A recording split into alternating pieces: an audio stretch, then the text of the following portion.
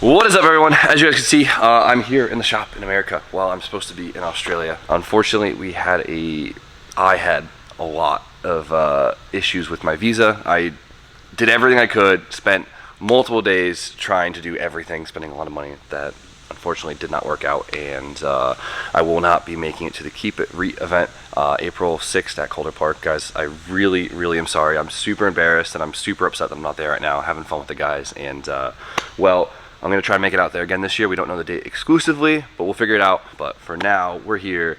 And with that, luckily we can get some work done. I'm happy at least to be working on the RX7 because today some very important parts showed up that we've all been waiting for, and I cannot wait to get them on the engine. And well, let's check it out.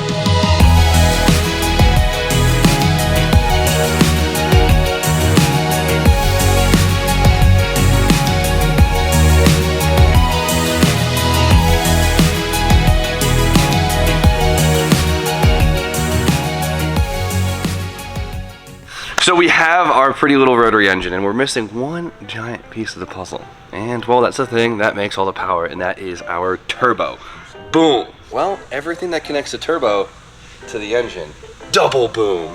Boom, boom. This is a big deal. I mean, I'm really excited for this. All right, so today we're getting all of the hot side components on our rotary, and this is one of the biggest pieces of the puzzle, of course, because this is truly what's going to be creating our power band in our rotary, right? Let's check out what I got for a turbo. Boom, a Borg Warner. This is my first Borg Warner. Huh. I didn't think I'd be a Borg guy. All right, so I'll be honest, the EFR series, I've always had my eye on it. I've always wanted one, but they're always out of stock and they're really freaking expensive. The EFR is kind of like the G series of the Borg Warner world, arguably better than the G series. This, however, is not it. This is the standard SXE series, the XXE 8376. This is a good old-fashioned diesel turbo for our little 1.3 Dorito machine. Check this thing out. This thing is absolutely massive. Look at it. I'm gonna compare it to the engine. It's like the size of the engine. It's like 60% the size of our engine. And so when you see this, you're like, wow, this dude's about to make 1,000 horsepower with this thing. To be honest, our power goal is 500. And that's pushing it. Though it might only be a 1.3 liter, it uses a lot of air. It needs a lot of air. And since we need something that's going to take a bunch of air and then compress it into a higher pressure, we need a really big turbo to do so. So we kind of have to overspec the turbo when it comes to rotaries. When have you guys ever seen a rotary with a small turbo? You don't, because you need a big turbo to keep up with the airflow. Boom. Something like this that might make like 800 on a straight 6 is going to be making 500 on a little 2 Dorito rotary. All right, so before we move on from the turbo, we got one thing I do want to talk about, and that is the fancy little mod that we did here to our cold side. You might not be able to notice, but our little induction inlet here is actually modified. What we have done here is called the T51R mod. So we sent this off to T51rmod.com, and they basically, well, completely made this inlet for us. So what this does is essentially this mimics the original HKS like T51R turbo design from years ago. It's kind of like, it's like this holy grail turbo that you can't really get anymore, but what it's known for is its noise. So it does have like an anti-surge property, right? You see those little creases in there? That's kind of supposed to help that when you let off the throttle and the air that your blow-off valve is supposed to release, since we don't have a blow-off valve, instead of the air just kind of forcing its way back the wrong way through the turbo, I guess it would be this way, it doesn't actually damage the wheel. It doesn't cause the wheel to kind of like choke up and damage it. It actually kind of bleeds around it. The big thing really here is noise. These 3 lines in here now, basically the way it chops the air coming through creates like this like iconic noise. And to me, when I thought of the Borg, I was just like, you know, this is a journal bearing Borg. It's not the most noise producing turbo, and it's a little lackluster, and we wanted to kind of make a statement with this one, and we're so used to the whiny G series and stuff like that, I didn't want to give it up. So we got the T51R mod here, where they basically created this new inlet right here. It's pressed in, it's machined in, and it's going to make some really awesome noise come from this big clunky truck turbo. T51rmods.com. Thank you guys so much for getting this done for us so quickly. I honestly cannot wait to hear it. Can you do this to any turbo, or is it just a board mod? So you could technically do this to any turbo, yeah, as long as it has enough material here, which most do, as long as it's not like a T25, right? Most turbos, aftermarket turbos, you could definitely do this too. Good question, Austin. So now the piece that brings it all together, and the piece I'm most excited about, is our manifold, and of course our downpipe that goes with it, right? So there is a pretty common recipe when it comes to rotaries, right? Everyone uses like the same manifold, everyone uses the same turbo.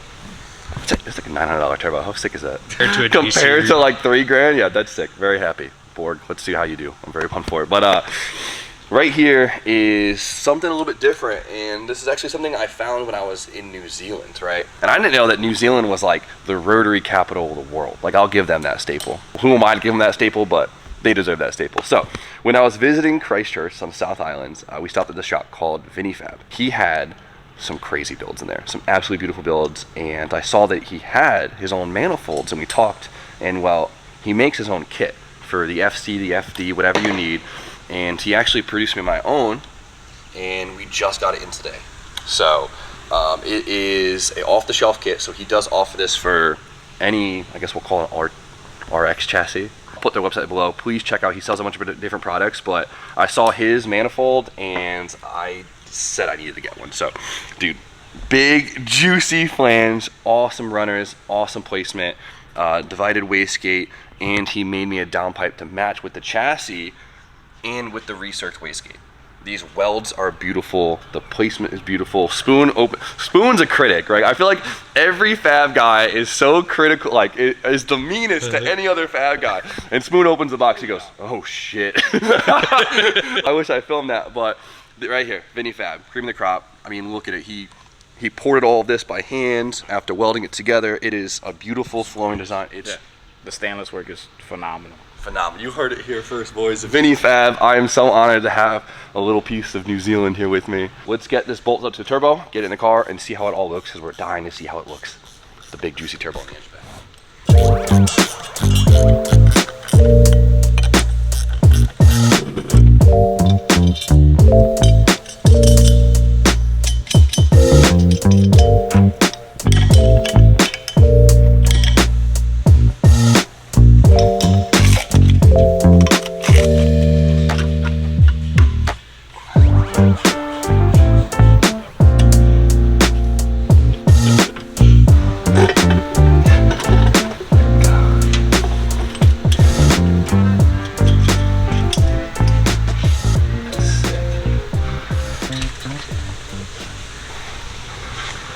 Damn. That's a juicy snail. I don't know if you guys noticed, but our engine actually sits kind of crooked, and me and Spoon were losing our minds. We thought we did something wrong. We were going crazy, and we called Vargas, and I guess that from the factory, they're actually made so the center of the engine is the center weight, not the physical center of the, like the E shaft isn't center of the car, it's where the center of gravity is in terms of weight, so that it counts for the weight of the turbo factory, which offsets it. Obviously the factory turbo wasn't this big and heavy, but it doesn't look so crooked anymore. The turbo's on it. Yeah. Funny fact.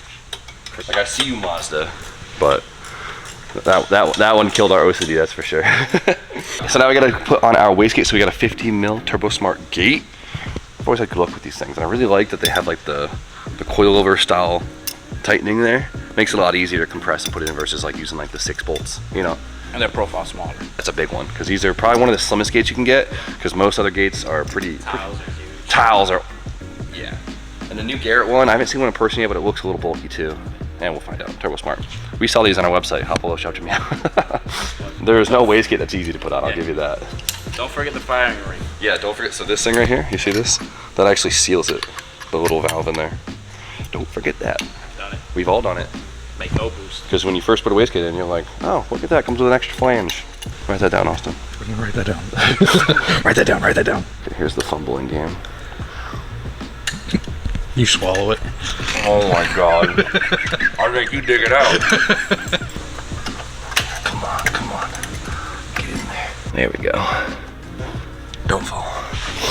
Look at this. This is my first 4-inch downpipe. This thing looks threateningly huge. It's massive. It doesn't, like, it looks, Girth, baby. it's got a lot of girth to it, alright? the only thing we forgot to order was we don't have the correct V-band for the turbo because it's Borg and it's different. It's not a V. It's called a Marmon flange. A Mormon flange. Hold this. Yeah. Scaled by Spoon. Look how thick it's bigger than Spoon's head. Spoon's got a big head. That's where the nickname's from. If you watched some Spoon podcast, you would have heard where the nickname Spoon came from. Big head, little body. Spoon. Had nothing to do with cars. What's really nice is Vinny actually added in the recirc for the wastegate right here, so when it dumps, it doesn't just go to the ground, it goes back into the exhaust, which I personally like the sound of. You might have to go for the bottom on that one. Yep, I called it. That thing's like a call. So, 4-inch downpipe, right? Boom. You want to get as much air through this thing as possible, right? The bigger the downpipe, the least amount of pressure in the exhaust. Here's the thing. You can put smaller turbos on these things, no problem, right? The big thing is the rotary will only rotate as fast as it can push air through it, right? So you want as least restriction as possible. The less restrictive the exhaust or anything on the engine, the higher this thing can spin. And we want this thing to spin high. If you put a smaller turbo on it, it'll hit, but you won't be able to spin it high because the back pressure will get so dramatic that you won't be actually able to rev it out. It'll just get so much back pressure, it'll just start to actually go back through the engine. If you put a big turbo on it, it reduces back pressure, which means we can spin it higher, right? So you gotta find that balance of turbo size where it's the right peak power at the right RPM, but it's not so doggy that you're just waiting for something that you're like kind of bored, right? Airflow in, airflow out, balance that for your optimal power rate. So, you rotate that. More. Hey. Oh, look at that. Oh, Vinny, you killed it. Oh, Vinny, you're so fun. You're so fun. You're blowing my mind. Hey, Vinny. This isn't the right V-band, but it should hold it in place-ish. We'll find out. It's not too far off. Wrong clamp, but it should hold it in place for now. All right, let go. Man, wow, that fits amazing. This downpipe was made on the other side of the world. Like if I dug a hole through the earth, I could be like, yo, what's up, Vinny? That's crazy. All right, let's get it down so you guys can see it. Oh yeah, huh, it doesn't hang low. I was worried about that when it said 4-inch. Nice, good. More air, more RPM. Give me all the RPM. You see this? I'm impressed. I'm really impressed. Very, very impressed. Get in there, show them, come on, get in there. Fuck, that looks sick. Yep.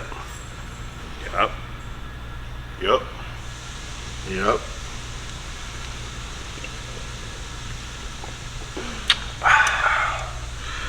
All right, so it clearly looks amazing and it fits amazing. I couldn't be happier with it. We could put a big juicy intake down here, come up 90 for our, V-mount intercooler. We still got a lot of stuff to buy and build. To finish up the turbo system, just so you guys can know, because this was all new to us, the turbo feed and the turbo return, which is nice. It's a Borg, so it's oil cooled. We don't have to run coolant lines, which makes it a lot simpler. But we need oil feed and oil return.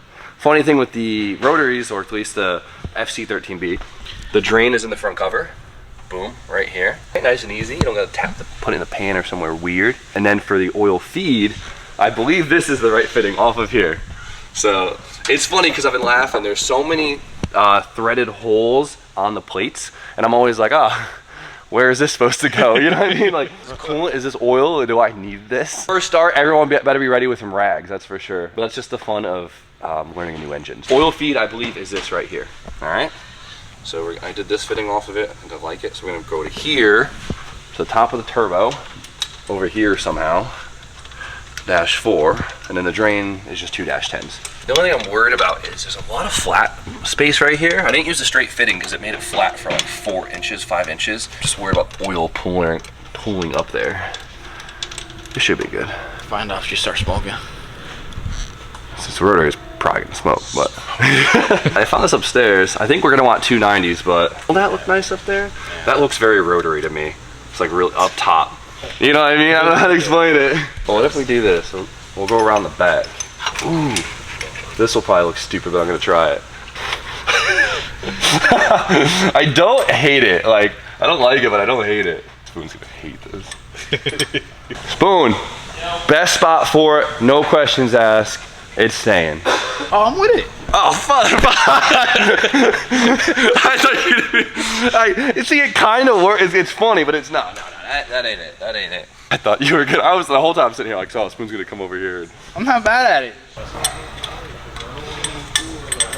The only thing that's killing me is the blue on that fitting. Well, we have oven cleaner. Not bad. I'll get a shorter line because it's a little long. But we're walking over B-Hall. Talk to me. Taking the heads off, change the lifters, and put them back on. And we should be done. We should be good. Yeah, it should be good. So as you guys know, the saga of Brian's LSE 46. It was running good on the dyno. It had some intermittent issues, wouldn't idle for crap, and we talked all about this on the video, that his lifters are not cooperating the way they're supposed to, and we've got a lot of feedback about these specific lifters. Yeah, I mean, to be fair, so like, the only time you guys saw it run on the dyno and like making power pulls, this thing was running with tons of lash in it, and there's a hydraulic lifter, so that's not right, but that was the only way we could get it to run. This time, Brian ordered the same lifters that everyone uses, the Johnson, right? It's the Johnson lifters, I believe. It's like the one that everyone uses. I mean, that was the thing when I built and bought all these parts was during 2020, 2021. Yeah, the shortage of car parts, the dirty word. Yeah, the C, the dirty C. The dirty C. So, whatever, those were what I can get. They're supposed to be great, whatever. So, G lifters, head's got to come off. Luckily, we have stripped this thing many times, so we're quite proficient with it. But Jimmy, you're gonna have to do that one. Okay. There you go. That's it. They're all crack free, so the head should be off. Going in for the kill. Thanks, Larry. Oh, gee. Brian, you want some pizza, bro? Oh, I'm gonna have some pizza. You better move fast. You can have this one right here. Save me a slice, kid. I gotta go from one grease to another grease. LS probs, you heard? Watch this, watch this, watch this. That's a friend. One bite, you know the rule. This is the one RJ's always raving about? Anthony's, yeah. I'm gonna have to give it like a 6.3. Nice. 6.3. It's like a 6.5, 7. It's as good as Pepe's then. Pepe's is trash. He's talking crazy. Spoon! The way y'all were talking, I Spoon! 3 right here, 3. Spoon just broke my heart. never taken the heads off in the car. It might hit the booster. We might have to pull the studs. Ew! Yeah. He's got a big chunky rear end now. He's got No a excuses. shaft, and this is it. We're lifters away from me finally being able to tandem with Brian after 4 years. Waiting for this for a long time. I've been pushing for this for a long time. Years? I got photos. Yeah, when this was a 328 and my E30 was still M52. When we were both M52s. I think most of the photos I actually have are this with the cherry hatch. Oh, I forgot about that. Yeah, that one day. Yeah. It's annoying because I've been driving a bunch. Should we and try Brian one more time? Still. Really. Swing says try one more time. Good. He's so good. What am I? It's good for me because we're good together, but it's crazy. Oh, it was off the Donalds. Yeah, there you go. Look at that. Oil everywhere. Stupid things. Look at these stupid things. Oh yeah, bro, that looks good. Right. Are they full in or full out? Look, this one's half and half. Hello, Jim. These two both came down. This is good for nothing. You know how to use nunchucks. Show me something. They're not. Well, these aren't them. But what do you, See, look at they're it. Yeah. fucking covered in oil too. I'm gonna let this thing go. It's gonna go through a windshield. I won't even. If anyone is looking for good broken in lifters, Broken. DM Brian. Broken in.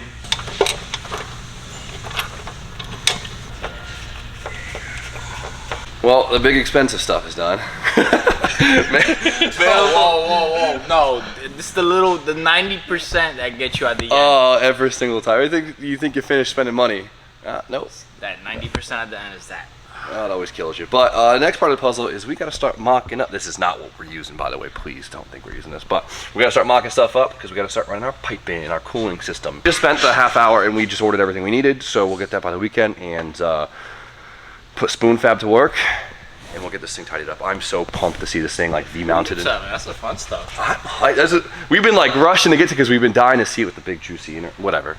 It'll be sick. So, boom. Vinny Fab absolutely killed it on the manifold downpipe. I blown away, especially for like a pre-made thing that could easily be moved while welding together and everything, that was made across the world on a different car, and it just went perfect. Very, very impressed, and the quality is amazing. So Vinny Fab will put the link in the description. Please hit him up.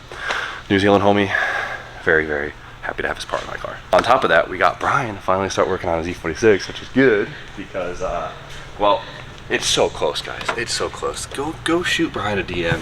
Just give him some motivation. We help him out as much as we can, but we still need to get him we still need some help getting him motivated, okay? That's what we're asking you guys here. Go on his DMs. Cheer him on. Buy him a cheeseburger. But besides that, we're gonna wrap it up for today. We got a lot of stuff we gotta tidy up so we can kind of get the rest of the cars together. So the coupe, it's almost on the ground. Did all the arms that were bent yesterday. Non-bent shocks are coming in tomorrow, so we can get the front end all tidied up. My new rack is coming tomorrow because the rack was bent too. Everything was bent, but Spoon is finishing up all the Fab stuff came in today. So since we're doing a new front mount, we need new piping, and we got the new radiator, and we got new wheels that showed up today that we just sent to powder coat. Steve's there now, so we're trying to get through it. This is all stuff that I had planned for next week, but since I'm not in Australia, we decided to get after it. No wasting time. It's See how nice it is out? Yeah, it's stressing me out because you think you have all this time, winter time, you're like, oh, we'll get it together eventually, and then you get a nice day out and you're like, oh my god, the car season's here. Every single time. So fast. So hop below, shop Jamil, grab the parts that you need to finish up. But for real, don't sleep because, man, it'll be July before you realize it. It goes by so fast. So First local event is what? A couple weeks away? First Gamblers this weekend. And guess what? I don't have time to get tires for it, so I can't drive in it. Sucks. I didn't think I was gonna be here. It sucks. Because I'm not in Australia and I was really looking forward to it. I feel so awful. If you guys are watching, my Australian homies, I feel awful. I spent so much time trying to make it work, and the universe didn't align this one. It's been good to the universe, been good to me lately, but it didn't want me in Australia for some reason. We'll be there for the LZ Invitational we'll put it on the screen right here. But we will be in Australia then, and well, I can't wait for it. And I'm probably gonna find another date too to come, just because I really want to come drive with the homies. But for now, thank you guys for watching, and you know the deal. Like, comment, subscribe, stay tuned for more content, and Spoon. Have a good night.